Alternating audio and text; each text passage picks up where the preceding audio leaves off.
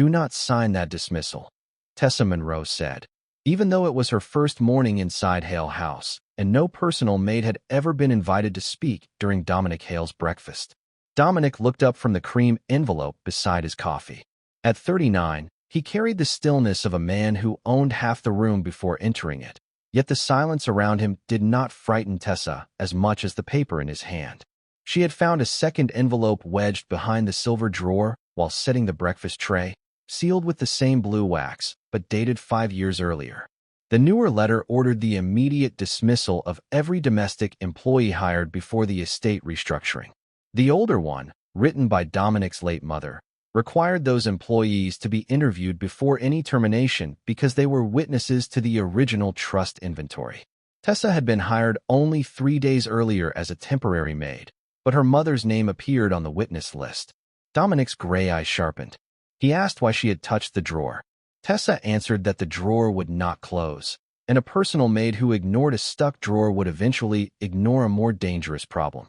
Evelyn Cross, the estate manager, stepped forward from the doorway and called the old letter irrelevant. She had managed the house for 7 years, controlled schedules, payroll, and access to Dominic, and she spoke as though every object in the mansion had already testified for her.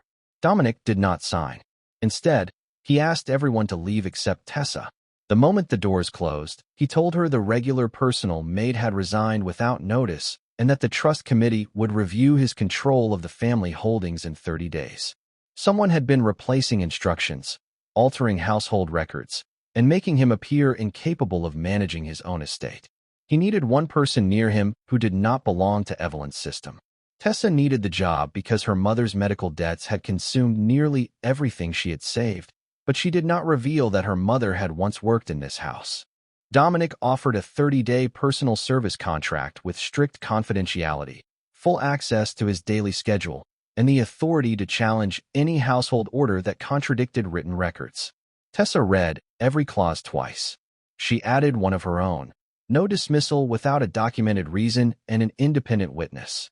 Dominic almost smiled. Then he signed. By noon, Evelyn had moved Tessa's belongings into the small suite beside Dominic's office, making the new arrangement impossible to ignore. That evening, while preparing his jacket for a committee dinner, Tessa found a folded linen tag sewn into the inner pocket. On it, in her mother's handwriting, were 4 words: "Check the service bell log." Tessa folded the tag into her palm, aware that her first day had just become a reckoning with the past. The service bell log was stored in a narrow cabinet behind the pantry, a relic from the years when every room in Hale House had been connected by brass call buttons. Tessa waited until the staff retired, then carried the ledger to Dominic's office and placed it beside his untouched dinner. He did not thank her. He asked why her face had changed when she saw the handwriting. Tessa answered only that she recognized careful penmanship. Dominic disliked incomplete answers, but he disliked altered records more.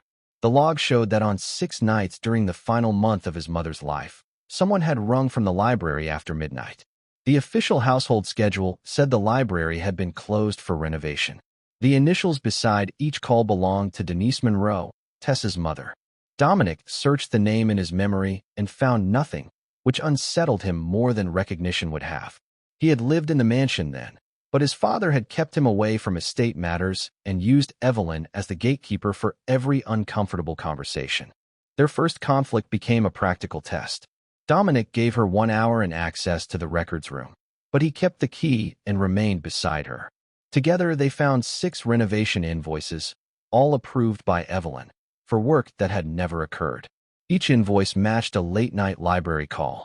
The payments had gone to a consulting company called Northmere Services. Dominic recognized the name as a dormant company once owned by his younger half-brother, Marcus Hale.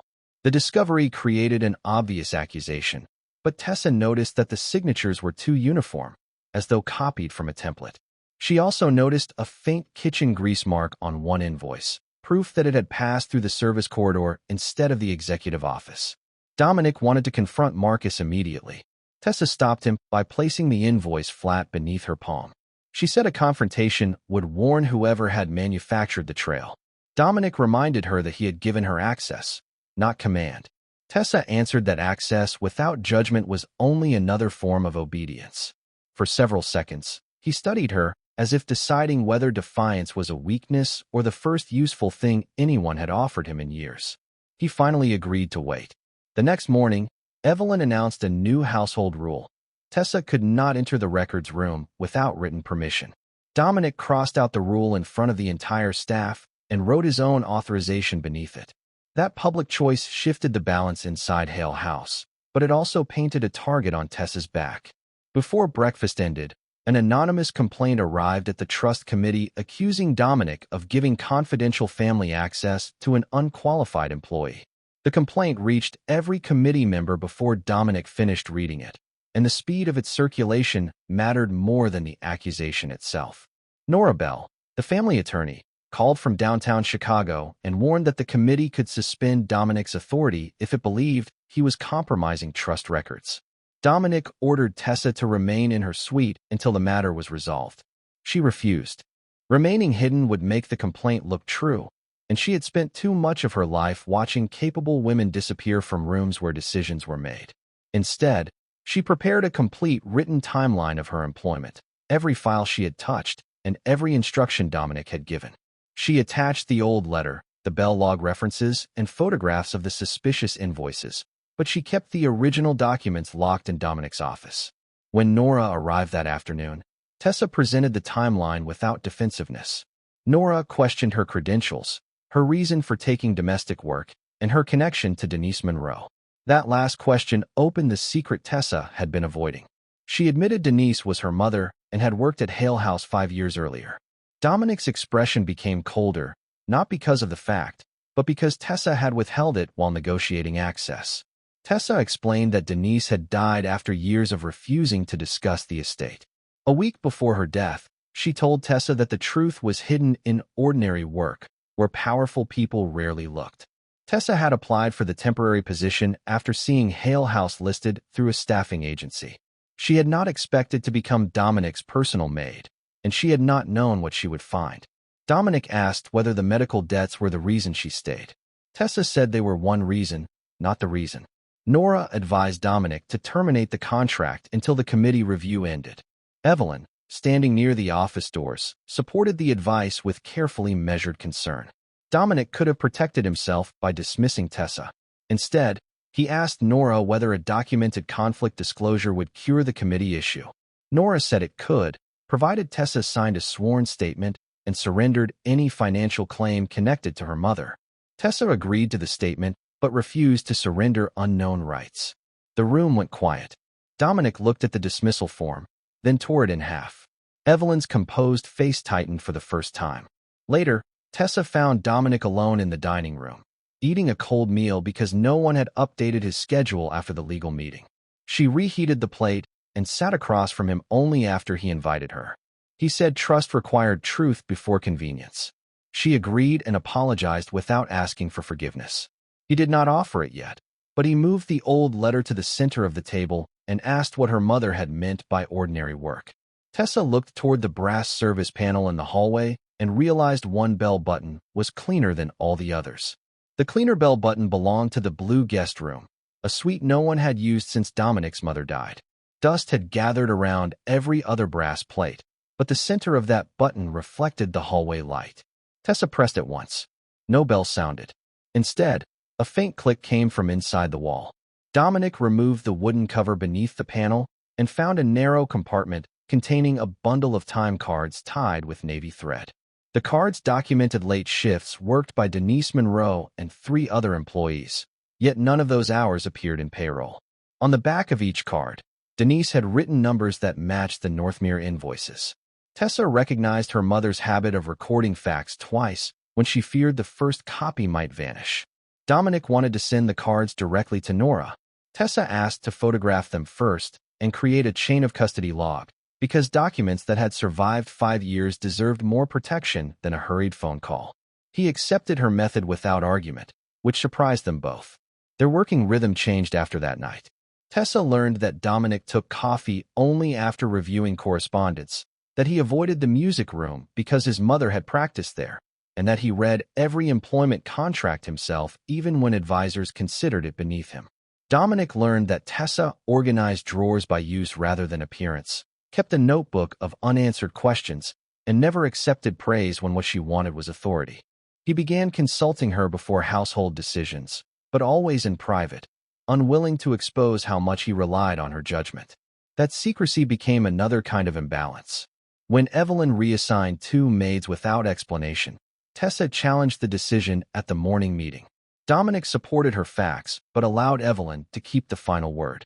Afterward, Tessa told him that private trust and public silence could not coexist forever. Dominic said leadership required timing. Tessa said timing often became a respectable name for fear. The argument ended when Marcus Hale arrived unexpectedly. At 34, Marcus carried the restless charm Dominic had trained himself to distrust. He denied authorizing the Northmere invoices and produced records showing he had sold the company 6 months before the suspicious payments began. The buyer was listed as a private administrative trust managed by Evelyn. She claimed the purchase had been made to settle an old family obligation. Marcus then revealed that Denise had contacted him 5 years earlier and asked him to meet in the library, but he had never gone because Evelyn told him Denise was demanding money. Tessa absorbed the insult without reacting. Dominic asked Marcus why he had stayed silent. Marcus said silence was the family language. Before leaving, he placed an unopened envelope on the desk. Denise had mailed it to him, and guilt had kept him from reading it. Inside was a single key and a note stating that the final inventory had been hidden where the house kept its promises. The phrase "where the house kept its promises" led Tessa to the marriage register stored in the family chapel, a ceremonial room used for vows, memorials, and private agreements. The key opened a compartment beneath the lectern. Inside lay a duplicate inventory of the Hale family trust, signed by Dominic's mother, 2 accountants, and Denise as a household witness. The inventory listed a collection of commercial properties and employee pension accounts that did not appear in the current trust statement. The missing assets had not vanished. They had been transferred into Northmere Services through a chain of administrative approvals. Every approval carried Evelyn's initials, but the final authorization bore Dominic's electronic signature from a date when he had been in Boston for a public conference. The evidence could prove that someone had used his authority without consent, yet it could also convince the committee that Dominic had failed to control his own systems. Tessa watched him calculate the cost of disclosure. For years, he had maintained power by appearing impossible to surprise. Admitting that Evelyn had manipulated the estate would expose weakness to the family and to every business associate who measured him by certainty. Dominic closed the inventory and said they needed to verify the signature before revealing anything. Tessa agreed, but she also said the employees whose pensions had been moved could not wait for his reputation to become comfortable with the truth. Dominic heard the judgment in her voice. He asked whether she believed power itself made him guilty. She said power made him responsible for what he did after learning the facts. The answer stayed with him through the night. The following morning, he called Nora and ordered an independent forensic review of the electronic authorization. He also froze all transfers connected to Northmere, even though the decision risked triggering the committee's emergency powers. Then he did something smaller but more difficult. He assembled the household staff and announced that Tessa's access had been authorized by him, that no employee would be punished for providing records, and that all pension questions would be reviewed openly. Evelyn objected that such statements invited panic. Dominic replied that secrecy had already invited theft. Tessa saw the staff look at him differently, not with less fear, but with the first possibility of trust. After the meeting, Dominic thanked her for refusing to protect his image at the expense of other people. Tessa told him that gratitude did not erase the fact that he had almost dismissed her. He said he knew. He did not reach for her hand or ask for reassurance. He simply gave her the chapel key and said she should keep it until the truth was secure. That restraint mattered more than any dramatic promise. By evening, Nora reported that the electronic signature had been created from Dominic's office terminal during a staff gala. Security logs named only 2 people who had entered the office that night: Evelyn Cross and Tessa's mother. The security log divided the truth into 2 possibilities, and both were painful. Either Denise had helped falsify Dominic's authorization, or someone had used her presence to create a permanent suspect. Evelyn moved quickly. She produced a settlement agreement showing that Denise had received $25,000 after leaving Hale House. The agreement described the payment as compensation for confidentiality and included a signature that resembled Denise's. Copies reached the trust committee, the household staff, and a business columnist before Nora could file a response. By noon, the story outside the mansion was simple. Dominic Hale's personal maid had used her position to revive her mother's financial claim. Tessa became the symbol of a scandal she had tried to expose. Dominic asked her to remain inside for her own protection from reporters, but the request sounded too much like confinement. She packed her suitcase and placed the personal service contract on his desk. She said she would not allow Evelyn to turn employment into a reason her testimony could be dismissed. Dominic accused her of leaving when the investigation had become difficult. Tessa answered that she was removing the easiest argument against him. Their trust broke not because either stopped caring, but because each believed responsibility required a different sacrifice. Tessa moved to a small hotel near the lake and sent Nora a formal statement resigning her position while preserving her witness rights. Dominic did not stop her. His refusal hurt more than anger would have, yet it also forced him to confront how often he had mistaken control for protection. Alone in Hale House, he reviewed the settlement line by line. The notary stamp belonged to a suburban office that had closed 6 years earlier. The witness signature belonged to Marcus.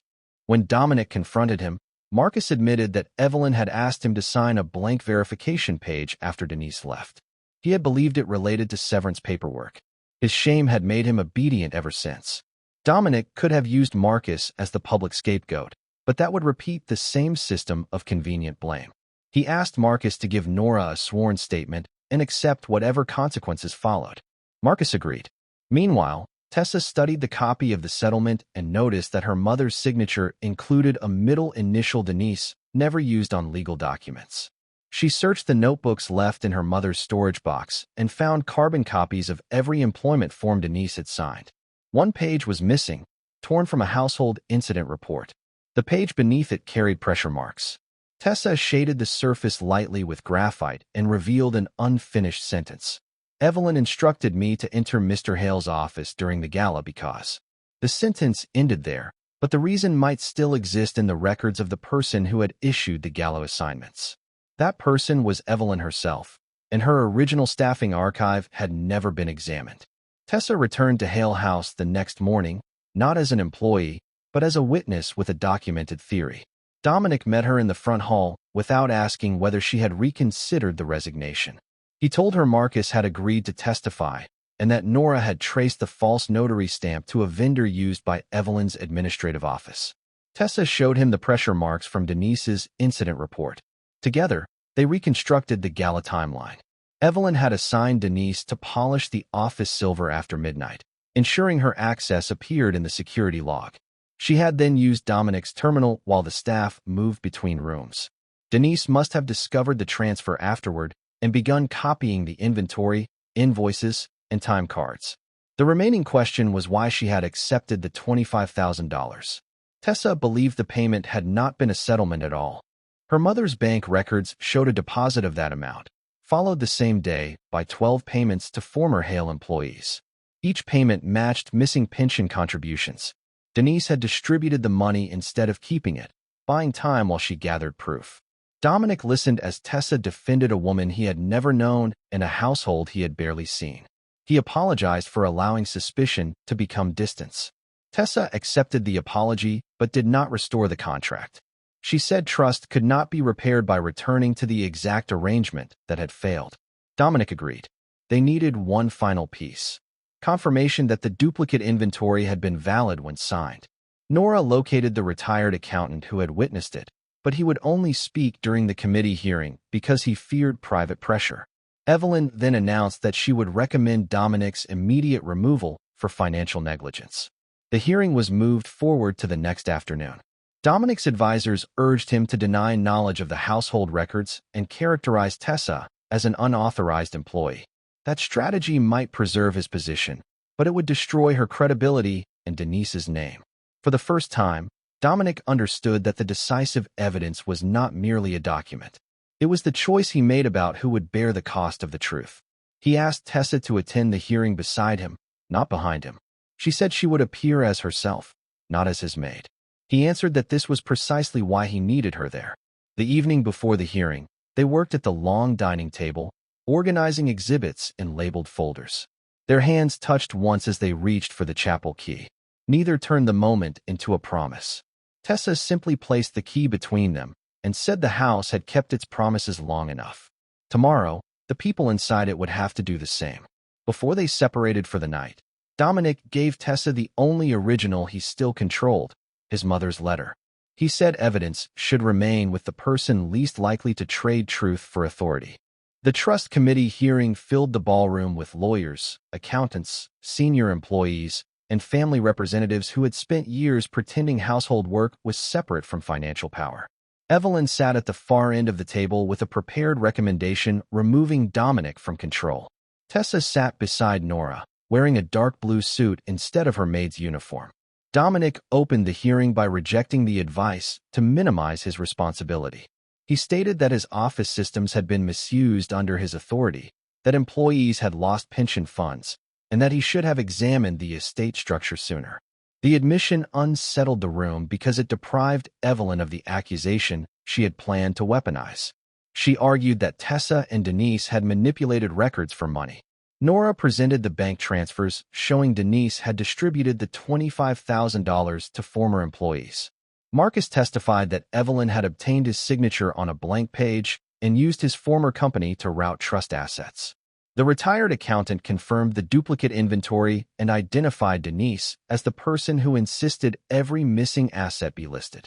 Evelyn dismissed each fact as a misunderstanding until Tessa introduced the gala assignment sheet.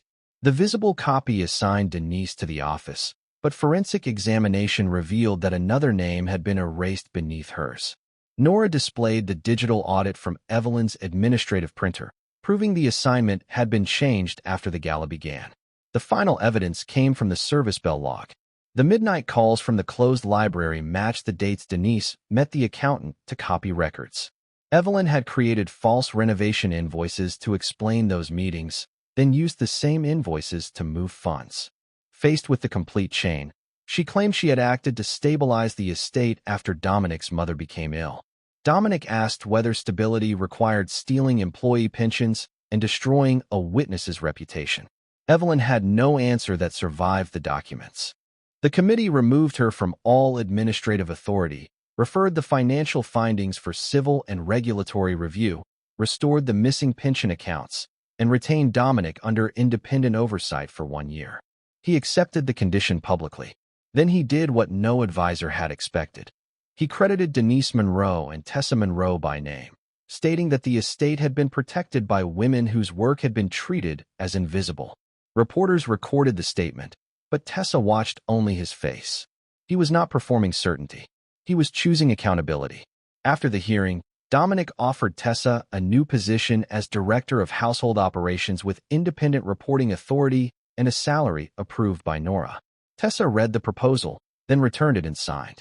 She said the work was worthy, but before she accepted anything, they needed to decide whether his offer came from respect, guilt, or fear of losing her. Dominic did not defend himself.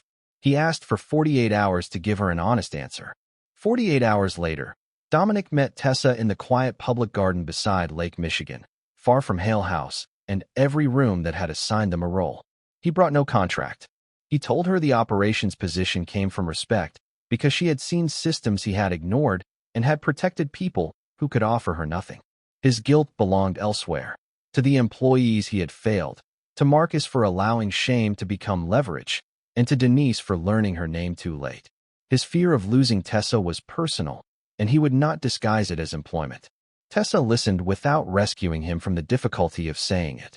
She told him that she cared for him, but care could not grow inside a structure where one person controlled the other's income, home, schedule, and reputation. Dominic agreed. They decided she would accept the operations role only after Nora created an independent employment board, and they would not begin a personal relationship until the new reporting system had functioned for 3 months.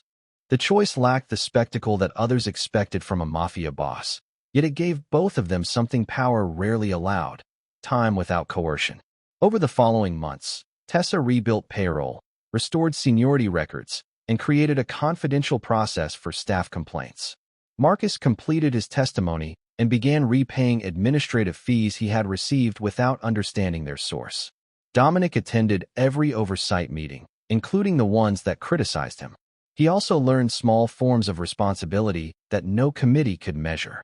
He arrived when he said he would, read household reports before asking questions, and stopped using silence as a command. Tessa remained direct, especially when affection tempted him to confuse agreement with loyalty. Their closeness developed through ordinary choices, shared coffee after long meetings, walks along the lake, and conversations in which neither needed to win. On the anniversary of Denise's final shift, Hale House opened a staff archive in the restored library. The first exhibit contained the duplicate inventory, the time cards, and a simple statement explaining how domestic records had revealed financial misconduct. No private details were displayed, and no readable document was used as decoration. The archive honored the labor, not the scandal. After the ceremony, Tessa and Dominic stood beneath the brass service panel where the first hidden compartment had opened. Dominic asked whether she still thought the house kept promises. Tessa said houses kept evidence, people kept promises. He told her he wanted to keep one with her, freely and without conditions.